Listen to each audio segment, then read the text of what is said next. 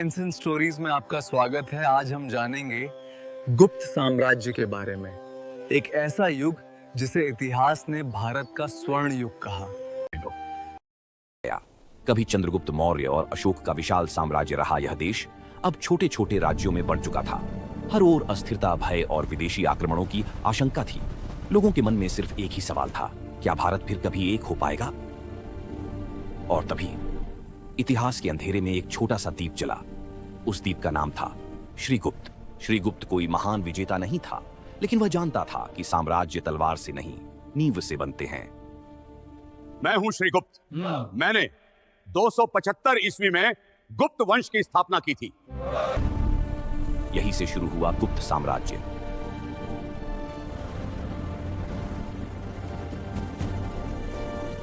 संभवतः अयोध्या उसकी राजधानी थी। उसके बाद आया उसका पुत्र घटोत्कच। घटोत्कच ने समझ लिया था कि सिर्फ युद्ध नहीं, राजनीतिक रिश्ते भी शक्तिशाली होते हैं। इसी सोच के साथ शुरू हुए गुप्त लिच्छवी संबंध। यही वह बीज था जो आगे चलकर इतिहास बदलने वाला था।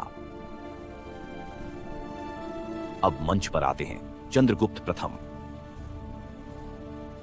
यह वह शासक था जिसने रिश्तों को हथियार बना लिया। उसने लिच्छवी राजकुमारी कुमारदेवी से विवाह किया। यह विवाह प्रेम से ज्यादा रणनीति का प्रतीक था। इस एक निर्णय से गुप्तों को वैधता मिली, उत्तर भारत का समर्थन मिला और शक्ति का संतुलन बदल गया। मैं चंद्रगुप्त प्रथम आज 319 ईस्वी में गुप्त संवत की शुरुआत करता हूं बादशाह। यह घोषणा थी कि अब भारत में एक नया युग शुरू हो चुका है।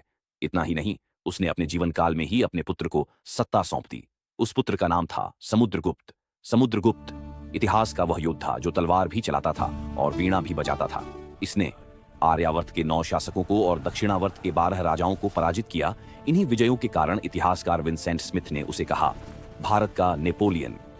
लेकिन उसकी नीति सिर्फ विनाश की नहीं थी। कई राजाओं को पराजित कर उसने वापस उनकी सत्ता लौटा दी, क्योंकि वह जानता था स्थायी साम्राज्य भय से नहीं, सम्मान से चलता है। समुद्रगुप्त की उपलब्धियों का विवरण उसके दरबारी कवि एवं संधि विग्राहिक हरिशेन द्वारा लिखित प्रयाग प्रशस्ति से झांत होता है। समुद्रगुप्त संगीत प्रेमी था।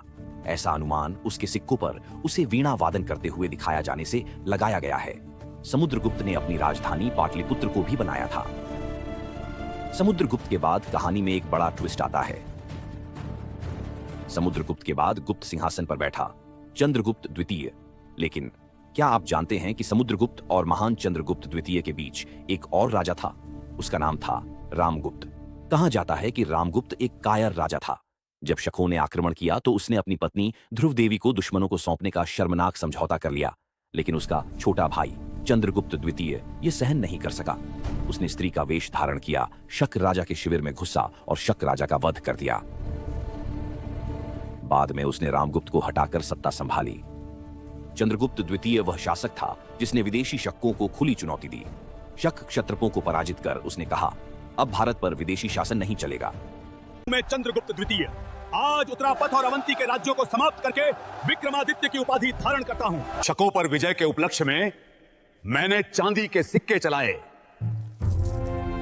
दिल्ली में कुतुब मीनार के पास स्थित मेहरौली लौह स्तंभ में चंद्रगुप्त द्वितीय की शक क्षत्रप रुद्रसिंह तृतीय पर विजय का वर्णन है। मैं हूं चीनी यात्री फाहियान। मैं चंद्रगुप्त द्वितीय के समय भारत आया। मैं 399 ईस्वी से 414 ईस्वी तक भारत में रहा। चीनी यात्री फाहियान ने लिखा, भारत में लोग सुखी हैं, दंड कम है और धर्म जीवित है। चंद्रगुप्त द्वितीय का समय सिर्फ राजनीतिक नहीं, सांस्कृतिक क्रांति का समय था। चंद्रगुप्त द्वितीय के समय पाटलिपुत्र और उज्जयिनी विद्या के प्रमुख केंद्र थे। अध्ययन और प्रयोग से ही सत्य का प्रकाश मिलता है। उसके दरबार में 9 विद्वान थे जिन्हें नवरत्न कहा गया है।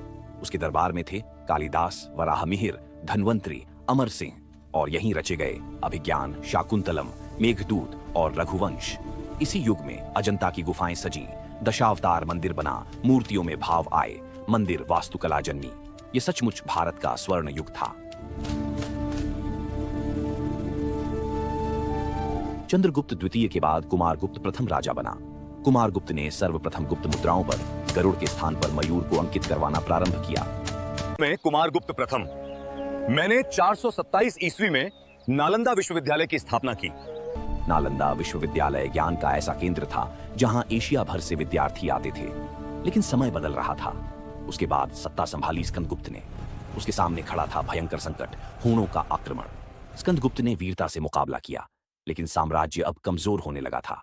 फिर भी इतिहास ने उसे कहा, गुप्तों का अंतिम महान शासक। ये थे गुप्त वंश के महान शासक। 570 ईस्वी के आसपास गुप्त साम्राज्य का अंत हो गया था। अब आप कमेंट में बताएं कि गुप्त वंश का अंतिम शासक कौन था। लेकिन गुप्त काल कभी समाप्त नहीं हुआ, क्योंकि मंदिर आज भी खड़े हैं, कालिदास आज भी जीवित हैं, आर्यभट्ट आज भी विज्ञान में चमकते हैं।